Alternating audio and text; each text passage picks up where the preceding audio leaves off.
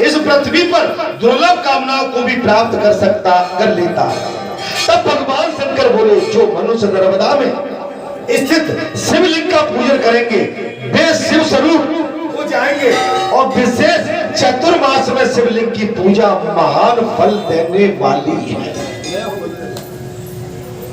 विशेष रूप से चातुर्मास में शिवलिंग की पूजा महान फल देने वाली है। चातुर्मास में रुद्र मंत्र का जप, शिव जी की पूजा और शिव में अनुराग विशेष फलदायक है। शिव में अनुराग विशेष फलदायक है। और पंचव्रत से भगवान शिव को स्नान कराते हैं। पंचव्रत से भगवान शिव को स्नान कराते हैं, अर्थात उन्हें गर्भ की वेदना नहीं सहन करनी पड़ती है।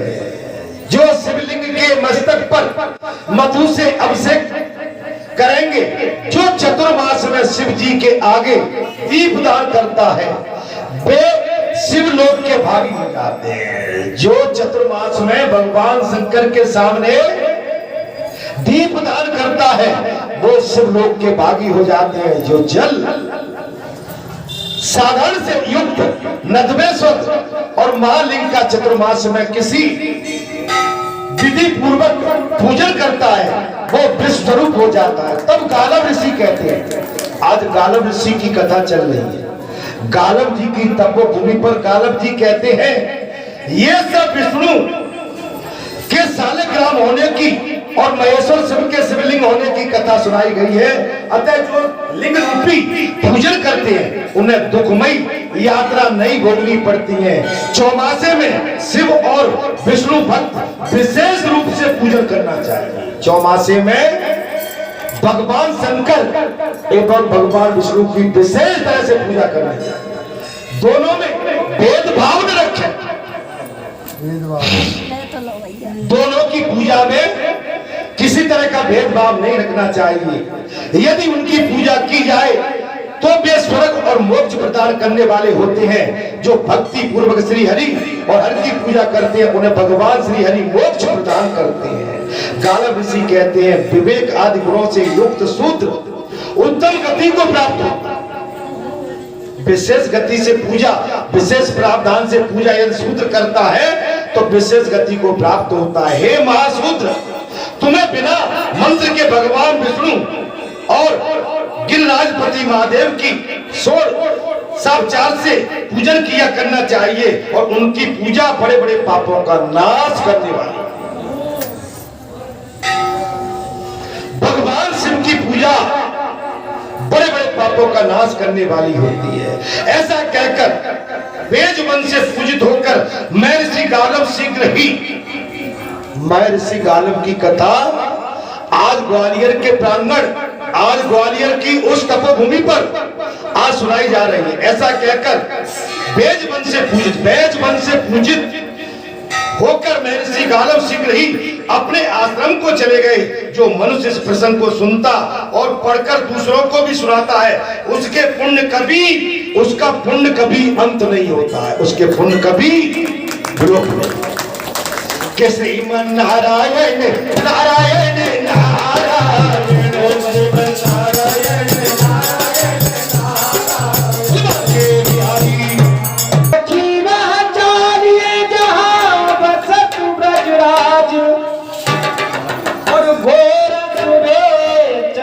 हर मिले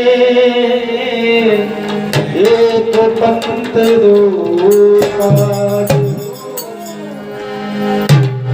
कि जन्म जन्म का साथ है हमारा तुम्हारा।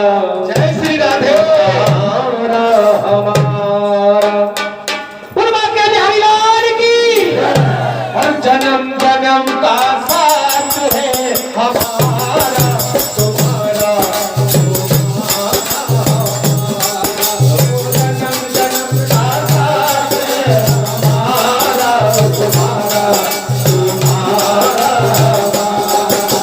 जन्म जन्म का साथ है हमारा।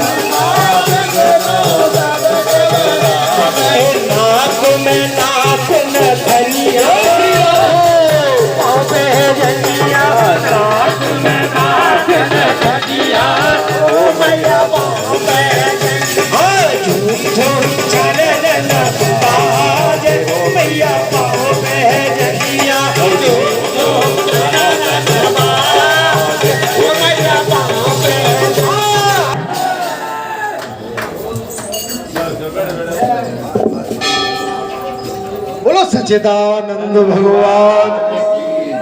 बहुत ही कैसे आए? जय श्री बहुत ही हमारी माँ बेटी हमारी भाव दूर हो गई थी और कोई बात नहीं। तो कहते हैं ना कि राम से लग गई डोर, बस राम से डोर लग गई कोई कल्याण का। यहाँ पर कोई क्या है कि मैं किसी को साथ लूंगा या मैं किसी के साथ रहा, ये तो भगवान यहाँ केवल परमात्मा का ही स्वरूप है सभी के अंदर। इसलिए जो भक्ति का प्रभाव है वो साफ दिखता है। अभी साफ दिख रहा था, वो तो बेटी हमारी आप समझ लो एकदम शक्ति स्वरूपा में थी, साक्षात शक्ति स्वरूपा। हाँ ठीक है महाराज जी, 2 वचन आप बोलिए, मुझे कथा भी कहना है। 12 बज रहे हैं अभी, आप बोलिए, मैं प्राप्त दूंगा। आप कुछ भी अपने वचन बोलिए, उसके बाद मुझे कथा भी कहना है। कथा तो आज प्रातः काल से एक धार चल रही है, कोई कथा में रुकावट नहीं आई। बोलिए उत्पन्न होने बलि हवरी मताएं भगवत स्वरूप वाले भक्त श्रोता आदरणीय सम्मानीय पूजनीय महाराज जी, बड़ी सुंदर चर्चा चल रही है।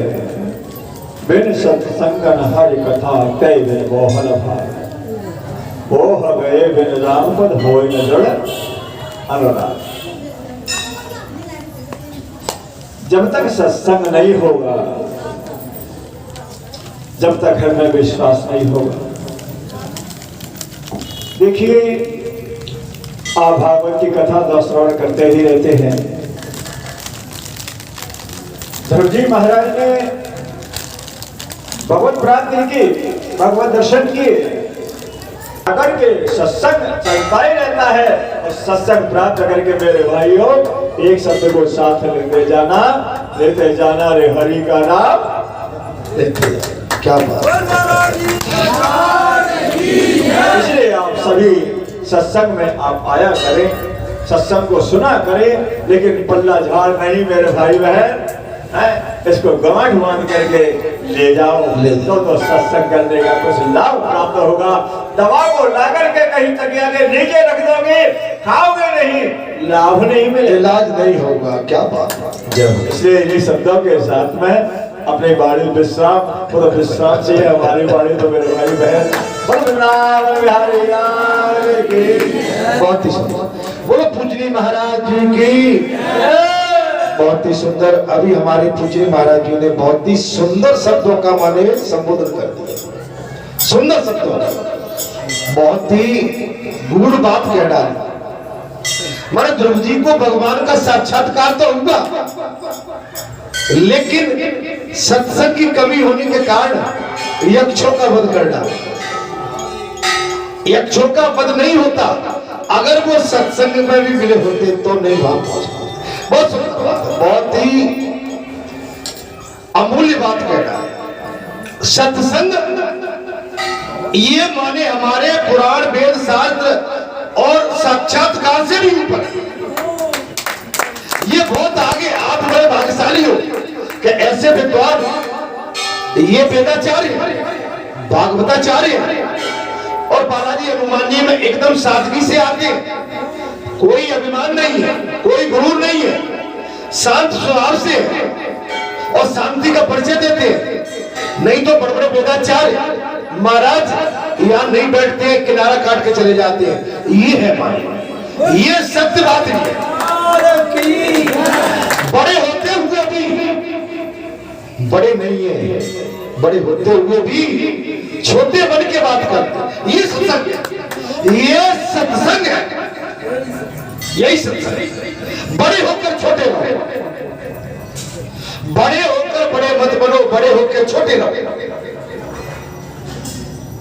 बिन सत्संग विवेक न हो, माने बगैर सत्संग के आपकी बुद्धि विवेक जागृत नहीं होती।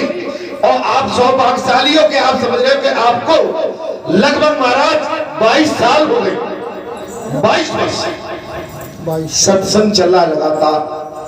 माने आप बड़े भाग्यशाली हो कि आप बिल्कुल राम द्वारे बैकुंठ में बैठ के आप सत्संग की अनुभूति और सत्संग का ज्ञान प्राप्त कर रहे हैं। बोल साचे दरबार की जय। और बालाजी महाराज तो वैसे भी महाराज अष्ट सिद्धि नौनिधि महाराज, बुद्धि विवेक विज्ञान निधाना, कह नीच पति सुने हनुमाना, अरे काच प्रसाद रहो बनवाना, बोले पवन तने बल पर्वत सवाना, और बुद्धि विवेक विज्ञान निधाना। शांति से बोला, कथा को सुने ध्यान से, कथा बड़े भाग से मिलती है। कह नीच पति सुने हनुमाना, काच प्रसाद रहो बनवाना, बोले पवन तने बल पवन सवाना, बुद्धि विवेक विज्ञान है, सब कुछ है इनके पास। ऐसे प्रांगण में, ऐसे परमात्मा के आंगन में आप स्वयं अपने कर्तव्यों का निर्वाह लेके आते हैं। आपका कर्तव्य उदय होंगे, आनंदित होंगे और कल्याणकारी होंगे। यहाँ के कर्तव्य हमेशा आपके लिए कल्याणकारी होंगे। यहाँ के कर्तव्य, जो भी कर्तव्य आप अच्छे से अच्छे करें। मैं बात आती है महाराज, जब पार्वती बोल पड़ी महाराज, भगवान शंकर ने पार्वती को समझाया क्या 12 अक्षर का जाप किया करो। पार्वती बोल पड़ी, बोले हे देवेश्वर, आप ऐसा उपाय बताइए जिससे मैं ध्यान योग को पाकर ज्ञान योग को प्राप्त करूं। मुझे ज्ञान योग भी, ध्यान योग के साथ में बोले ज्ञान योग भी प्राप्त हो। तब महादेव बाबा ने कहा, हे प्रिय पार्वती, पहले जिस 12 अक्षर का नामक मंत्र राज का वर्णन किया गया है, उसी का तुम्हें जाप करना चाहिए। पहले जाप करती है। अब आप बहुत जल्दी भाग रहे हो, हमको जहां कुछ मिल जाता है तो कहते महाराज जी तो हमको ध्यान आ गया। यहाँ के जो सहायक है, अगर 2 महीने 3 महीने में लगता है कि हम यहाँ के ज्ञाता हो गए, और हमारे वो तो भगत जी को भी कहते हैं तुम बैठो अब हम सब संभाल लेंगे। संभालो, आगे यहाँ की तुम्हें व्यवस्था तुम्हारे पास ही आने वाली है, लेकिन जब तक पुरखा बैठे तब तक हाथ पैर मत मारो। और सच्चे दरबार की जय। पुरखा ने अगर आपको ढील दे दी है तो इसका मतलब ये नहीं कि तुम पुरखा पे ही हावी हो जाओ। आपको ये सब संभालना है। यहाँ पर पार्वती जी से भगवान शंकर ने यही कहा कि पार्वती तुम तो केवल 12 अक्षर का जाप करते हो,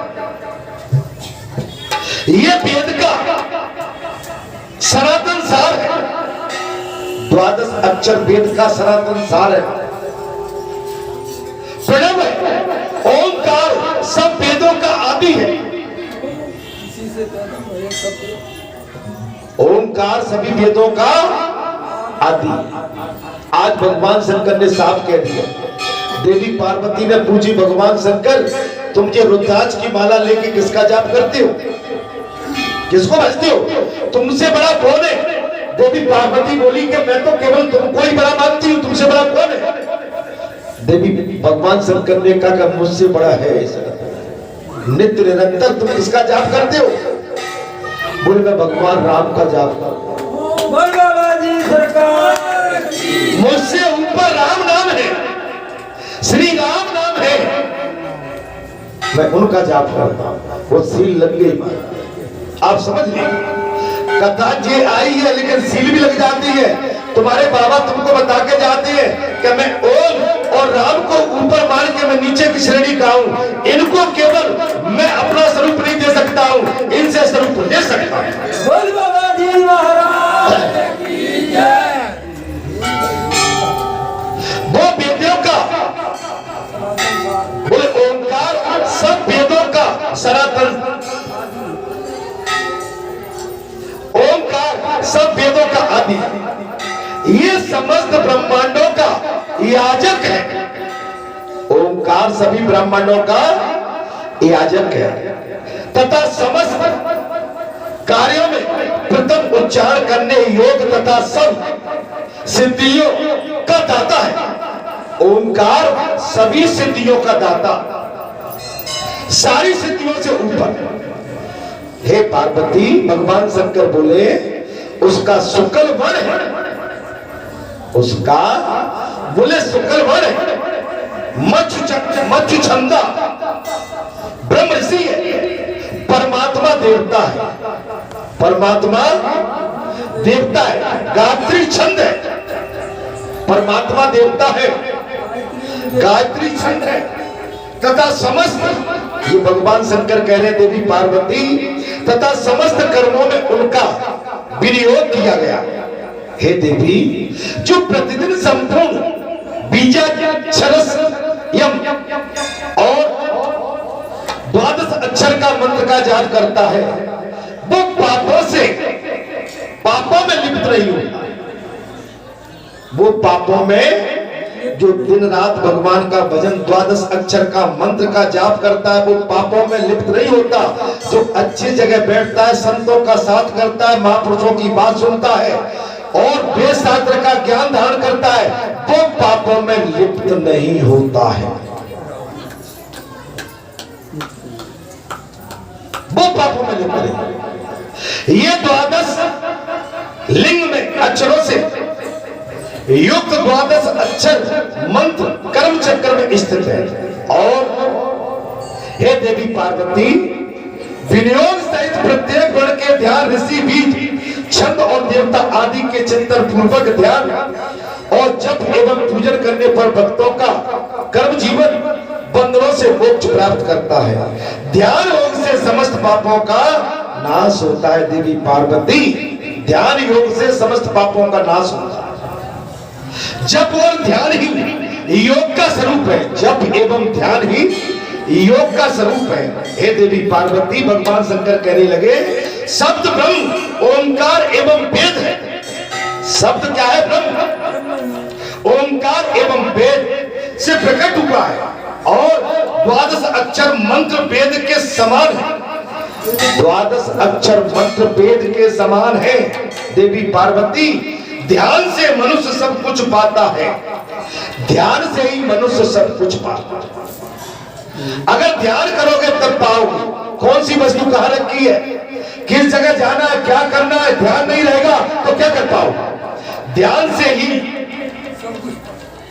मनुष्य सब कुछ पाता है, ध्यान से वो शुद्धता को प्राप्त होता है, ध्यान से पार ब्रह्म का बोध होता है। हे देवी पार्वती, तथा सगुण स्वरूप चित्त वृत्ति की एकाग्रता रूप को योग भी और ध्यान से ही संभव होता है। ध्यान योग 2 प्रकार का होता है, एक सालम सविशेष और एक होता है निरालम जो निर्विशेष होता है। सगुण साकार विग्रह नारायण का दर्शन सालम ध्यान है। नारायण का दर्शन क्या है? सालम ध्यान।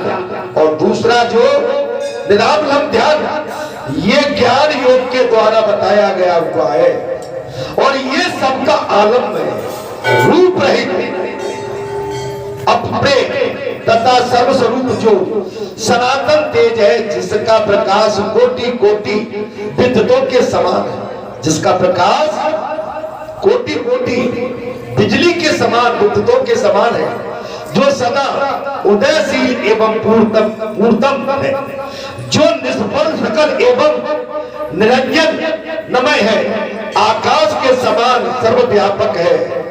हे देवी पार्वती, भगवान शंकर कहने लगे सुख स्वरूप एवं दृढ़ या तीत है और जिसकी कई उपमा नहीं है।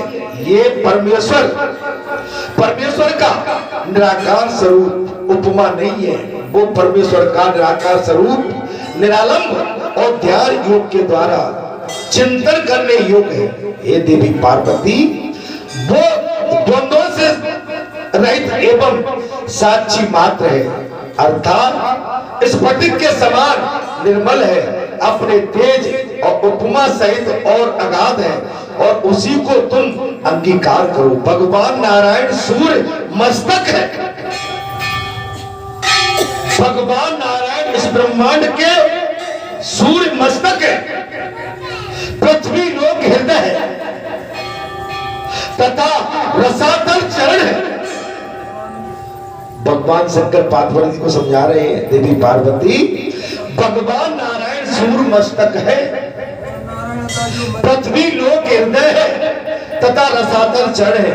वे मूर्त स्वरूप से संपूर्ण ब्रह्मांडों में स्थित है, सारे ब्रह्मांडों में स्थित। भगवान विष्णु ही ब्रह्म रूप से ज्ञान योग के आश्रय है। वे ही समस्त प्राणियों की सृष्टि एवं पालन करता है। देवी पार्वती तथा वे ही सबका संहार करने वाले हैं। वे सर्वदेवमय है, वे सर्वदेवमय सर्वव्यापी वे सनातन काल से ही भगवान विष्णु 12 मासों के अधिपति है। महाराज आप देख सकते हैं, सनातन काल से ही भगवान विष्णु 12 मासों के अधिपति है। इसलिए संपूर्ण मासों, समस्त दिनों और सब प्रहरों में और श्री हरि स्मरण करने वाला पुरुष संसार बंधन से मुक्त हो जाता है। भगवान श्री विष्णु ही सर्वधार है।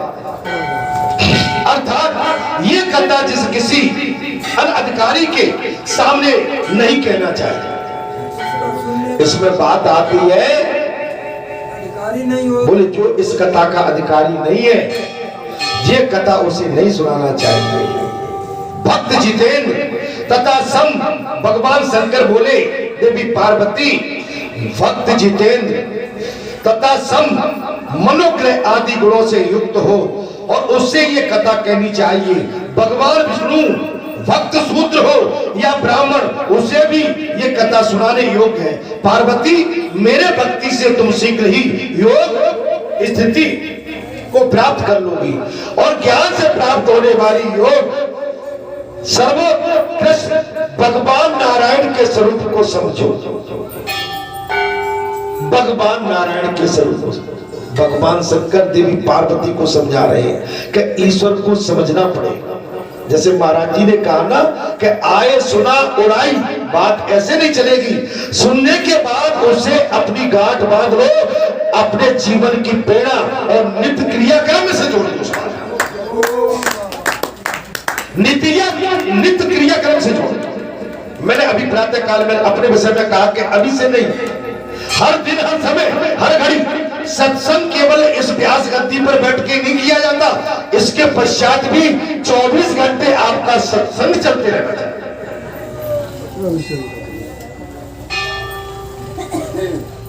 सर्वश्रेष्ठ भगवान नारायण के स्वरूप को समझो। देवी पार्वती योग का अभ्यास सदा करना चाहिए, योग का अभ्यास सदा करना चाहिए। विशेषतः चतुर्मास में योग की साधना करने वाला पुरुष अपने सब पापों का नाश कर लेता है। भगवान शंकर बोले, जो योगी 2 घड़ी भी अपने कानों को बंद करके अपने मन को ब्रह्मरंध्र में स्थापित करता है, वो पापों से मुक्त हो जाता है। 2 मिनट 2 सेकंड वो भगवान की गाथा कथा को सुनता है अपने कानों के द्वारा, वो पापों से मुक्त हो जाता है। देवी पार्वती जिसके घर में एक भी योगी पुरुष 1 गिलास अन्न भी भोजन कर लेता है, वो अपने सहित 3 पीढ़ियों का अवसर उद्धार कर देता है। कोई महापुरुष, कोई योग पुरुष किसी के घर में जाके भोजन कर आए तो उसकी 3 पीढ़ियों का उद्धार हो जाता है। आप समझ सकते। भगवान शंकर बोले, देवी पार्वती यदि ब्राह्मण योगी हो तो वो दर्शन से भी अवश्य सब प्राणियों को पाप का संहार कर देता है।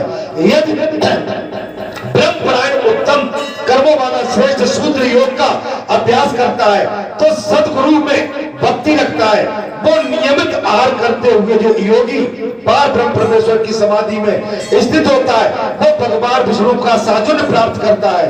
भगवान श्री हरि की प्रीति से मनुष्य उसके स्वरूप में लीन हो जाता है। ब्राह्मण तो दर्शन मात्र से कर देता है, लेकिन जो शूद्र होता है नीचे से नीच भी होता है, अगर वो अपने आचरण में शुद्ध है और गुरु की सेवा या आचरण में शुद्ध है कर्तव्य परायण, धर्म परायण, तो वो भी आपका कल्याण करने में सक्षम है। देवी पार्वती ज्ञान की सिद्धि प्रदान करने वाला है। सर्गाधिक आचरण तथा मुक्ति की इच्छा वाले देववरों ने भी इसका सेवन किया है। सर्गाधिकों ने भी इसका सेवन किया। सर्वप्रथम योगियों के सदा ज्ञान की समाप्ति होती है। उस ज्ञान समाप्ति ग्रहित होकर मनुष्य योगी होता है। तदंतर योगी के आगे अणिमा और सिद्धियां उपस्थित होती। योगी के आगे अणिमा और सिद्धियां उपस्थित। सिद्धियां काम करती है, योगी के आगे अणिमा एवं सिद्धियां काम करती है, परंतु श्रेष्ठ योगी उनमें मन नहीं लगाता। योग से संपूर्ण दान और यज्ञों का फल प्राप्त कर लेता है। योग से संपूर्ण कामनाओं की प्राप्ति होती है। कोई ऐसी वस्तु नहीं जो योग से प्राप्त न हो सकती। योगी श्रेष्ठ योगी को सब सुलभ है, सभी सुलभ। जहाँ याचना करे वही सुलभ है। जहाँ वो पग रख दे वही तीर्थ बन जाए। जहाँ बाणी से उत्तम उच्चारण कर दे हरि के प्रति वही सत्संग बन जाए। बोल सच्चे दरबार की जय। योग से हृदय की गांठ नहीं रहने पाता। सत्संग और योग से हृदय की गांठ नहीं। हे देवी पार्वती, ममता रूपी शत्रु नहीं पैदा होता। योग से ममता रूपी शत्रु पैदा नहीं। भगवान शंकर बोले योग सिद्धि पुरुषों का मन कोई भी लुभा नहीं सकता है। योग पुरुषों का मन कोई लुभा नहीं सकता। आप समझ लेना कि योगी के सामने कोई कितने भी डोरे डाले, उसको फंसाने, बहलाने, फुसलाने की कोशिश करे, योगी श्रेष्ठ योगी को कोई बहला फुसला नहीं सकता। आप समझ, बहुत गहरी बात कह दी जो भगवान शंकर ने साफ कह दी। आप उसको चाहो कि अपने चंगुल में फंसा के, नहीं, वो तो बहुत अलग होता है।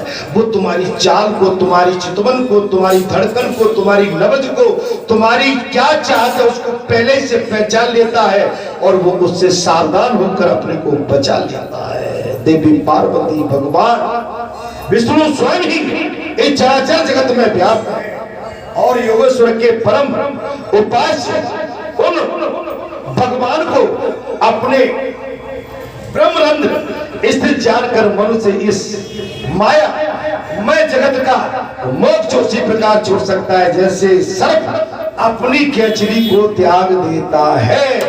श्रीमन नारायण नारायण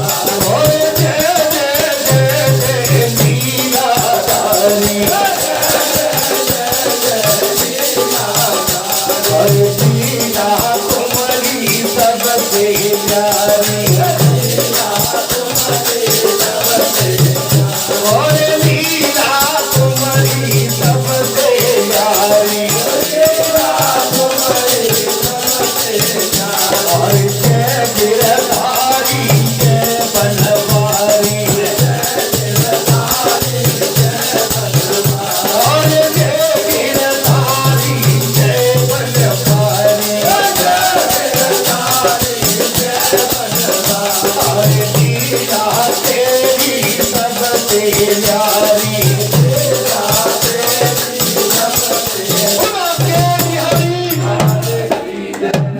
मैं कथा को यही विराम देता हूँ।